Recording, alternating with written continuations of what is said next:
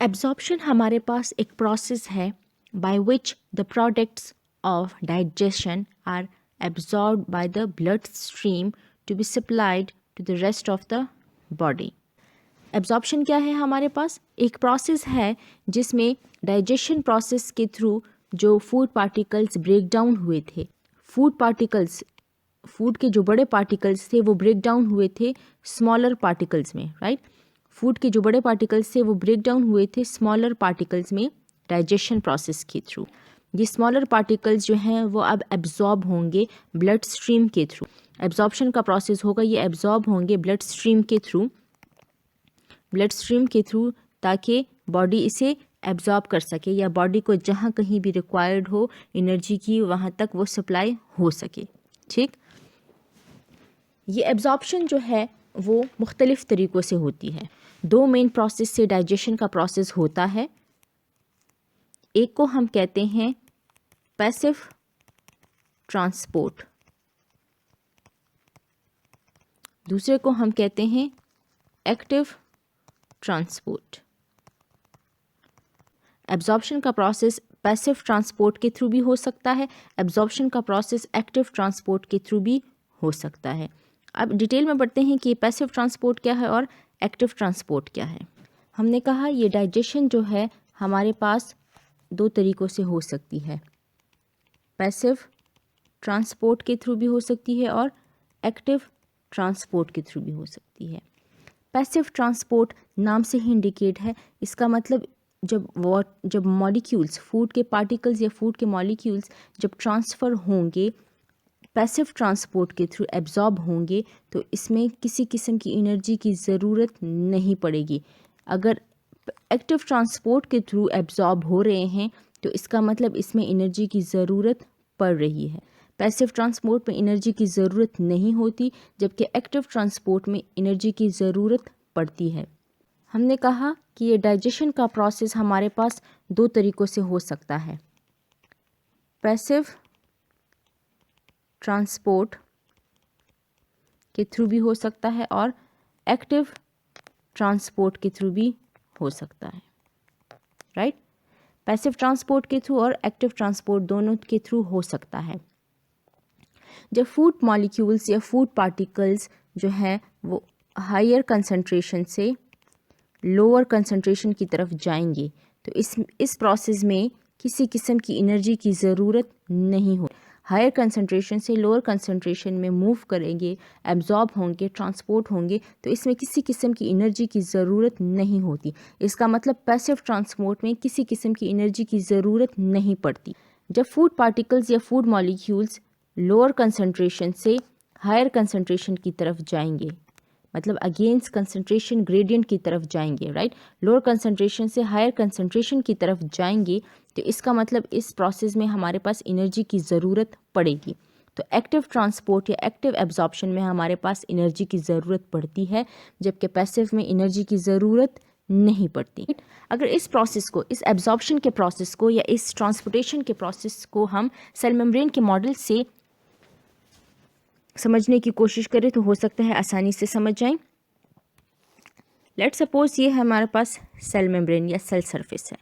Cell surface पे हमने कहा था कि सेल मेम्ब्रेन पे हमने कहा था कि हमारे पास दो किस्म के प्रोटीन्स होते हैं,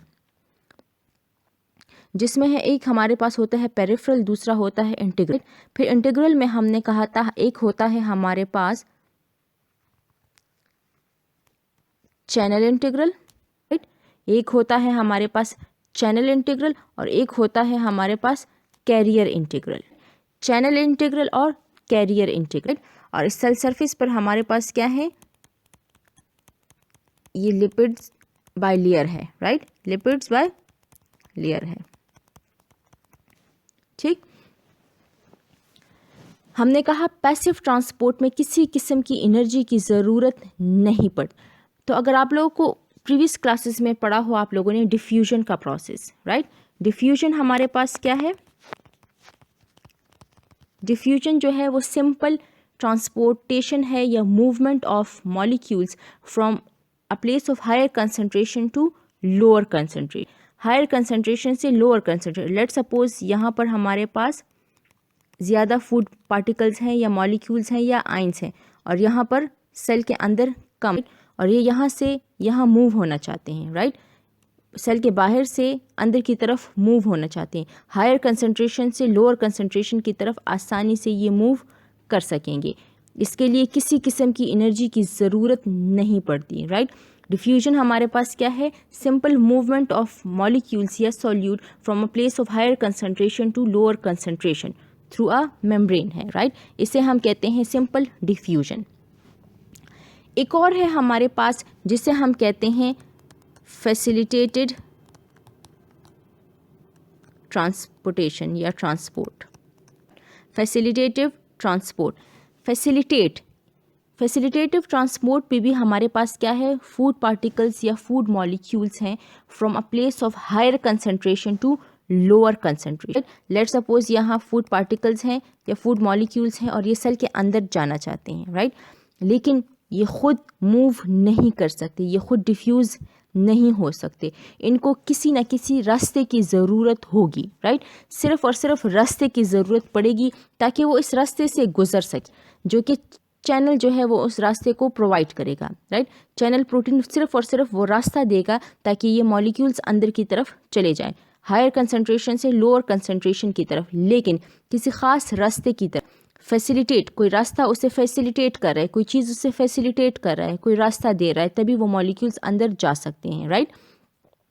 इन दोनों प्रोसेस में, इन डिफ्यूजन और फैसिलिटेटिव ट्रांसपोर्ट में किसी किस्म की एनर्जी की ज़रूरत नहीं पड़ रही, तो इस दोनों को कलेक्टिवली हम कह सकते हैं कि ये हमारे पास क्या है? पैसिव ट्रांसपोर्ट है। डिफ्यूजन और फैसिलिटेटिव ट्रांसपोर्ट को हम कलेक्टिवली पैसिव ट्रांसपोर्ट कह सकते हैं, जिसमें किसी किस्म की एनर्जी की ज़रूरत नहीं पड़ती। अब एक और है हमारे पास एब्जॉर्प्शन का प्रोसेस, जिसे हम कहते हैं एक्टिव ट्रांसपोर्ट। हमने कहा है एक्टिव ट्रांसपोर्ट में हमें एनर्जी की ज़रूरत पड़ती है, right. Let's suppose food particles हैं, राइट। यहाँ पर हमारे पास क्या है? कम है, और सेल के अंदर ज़्यादा है। एक्टिव ट्रांसपोर्ट में क्या है हमारे पास? लोअर कंसंट्रेशन से हायर कंसंट्रेशन की तरफ मूव करेंगे। फूड पार्टिकल्स लोअर कंसंट्रेशन से हायर कंसंट्रेशन की तरफ जाएंगे अगेंस्ट द कंसंट्रेशन ग्रेडियंट। हम कहते हैं कि इसमें एनर्जी की ज़रूरत पड़ती है, राइट। ये मॉलिक्यूल्स आसानी से अंदर नहीं जा सकते, ये आसानी से बाहर नहीं आ सकते, ये आसानी से एब्जॉर्ब नहीं हो सकते जब तक इनको एनर्जी ना मिले। और वो एनर्जी कौन देगा? कैरियर देगा, carrier protein, right. Carrier protein energy देगा तभी वो आसानी से एब्जॉर्ब हो सकेंगे। इसलिए हम इसे कहते हैं जब ट्रांसपोर्टेशन में या जब एब्जॉर्प्शन में हमारे पास एनर्जी की ज़रूरत पड़ती है, उसे हम कहते हैं एक्टिव ट्रांसपोर्ट और एक्टिव ट्रांसपोर्ट और पैसिव ट्रांसपोर्ट। पैसिव ट्रांसपोर्ट में एनर्जी की ज़रूरत नहीं पड़ती ट्रांसपोर्टेशन के लिए, जबकि एक्टिव ट्रांसपोर्ट में एनर्जी की ज़रूरत पड़ती है, राइट। ये था हमारे पास एब्जॉर्प्शन का प्रोसेस।